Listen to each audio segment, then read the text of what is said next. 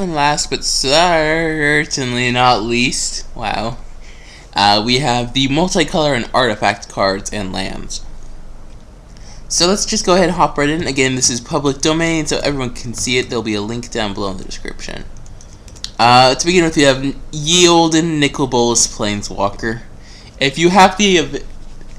Basically, you want to be black and have either blue or red as your second color, and then you just splash for Nicol Bolas in limited. Because he's quite powerful. Yeah, he's 8 mana, but you cast him and he does serious work. Akroma's Memorial, very, very, very, very powerful. It's mythic, probably because of limited implications, but it wrecks house. Flying, First Strike, Vigilance, Trample, Haste, pro black, pro red, just is like Eldrazi Monument, only just much better. Next you have Chronomaton, 1 mana, 1/1. They can just make it bigger when you have mana free. I think it's okay. It takes 2 turns to make him very good in this format, which is a 3/3. But if you're able to get him there, it could be a solid creature. Nice evolution of a 1-drop. Next we have Clock of Omens. Tap 2 untapped artifacts you control, untap target artifact, which could be okay. I mean, the Clock of Omens, you can tap itself. So basically, it's tap an artifact you control, untap an artifact once, and then if you want to do it again later in the turn, then you have to have 2 more. So it's not horrible if you have artifacts worth untapping, like Jordan Nothingness, huh? See that combo right there? Yeah, no, don't. Jordan Nothingness. If you make this work in limited, you get a cookie. I'm going to try, maybe, because it'd be so silly. You have to get all the dual lands, all of them. Yeah, it probably is not gonna make it work. But it's not. I mean, it's Jordan Nothingness. You can't expect to win anything with it in limited. Again, if you make it work, awesome. Elixir of Immortality is quite good in limited. I like it a lot. It's quite solid. Gem of Becoming, pretty much only good if you're blue, black, red. You're 2 of those main colors and you're splashing for the 3rd. Otherwise, you don't get nearly enough value, in my opinion. I mean, if you're 2 of those colors, then yeah, it's an expensive way to get 2 more land, which could be useful. Gilded Lotus is very, very powerful. You should play it if you get the opportunity. I like the Tome. I'm not going to even try and pronounce that. If you're able to slow the game down and be a nice dirtily control deck, this card is quite powerful. You just tap 4 mana, tap it, you get to draw a card, which I think is fair for limited at an uncommon. Kite Sail's not that good. Phyrexian Hulk's also not that good. I mean, it's okay.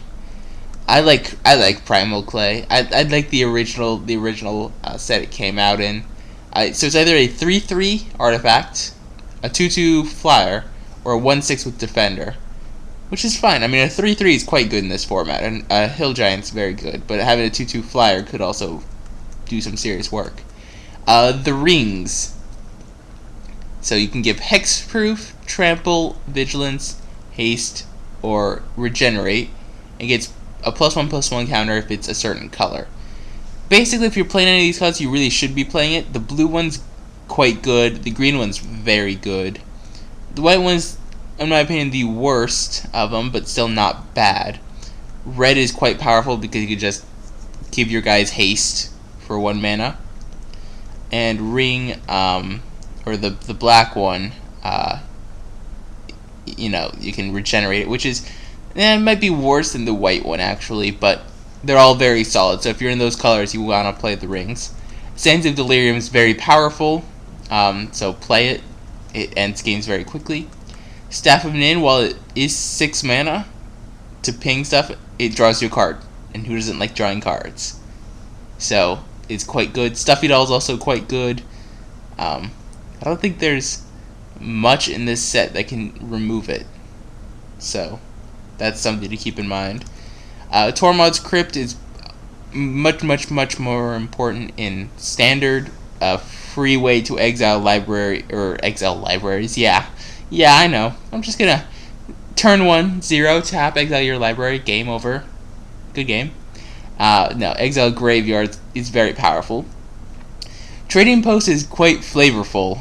I think it's not bad. The ability to sack an artifact to draw a card means it eventually can trips itself. But you have to have enough artifacts to back it up for like sack a creature, get an artifact from your graveyard to hand. It'd be funny if you have like an artifact creature, right? No, never mind. I don't even know what I'm saying. Cathedral of War seems pretty good and limited. In Standard, you have to have a not color-intensive mana base to make it very good, which is ultimately a major problem. Is there's a lot of heavy mana requirements right now, so I don't think Cathedral of War has a place in Standard yet. Eventually it will. And then of course the dual lands are very powerful, Evolving Wilds is powerful. So if you're in those colors, it just makes it better or helps you splash. Hellion Crucible, if you're red, I think it's not atrocious. You basically store up for a couple of turns, and then you have a 4/4 haste. And Reliquary Tower for those EDH players. You generally don't have more than 7 cards in hand in limited, so that effect is not terribly relevant. And then of course you have gorgeous lands. So thank you guys for watching. Rate, comment, subscribe. Let me know what you think of the set as a whole, and I look forward to showing you guys some playtesting of M13. Thank you guys for watching.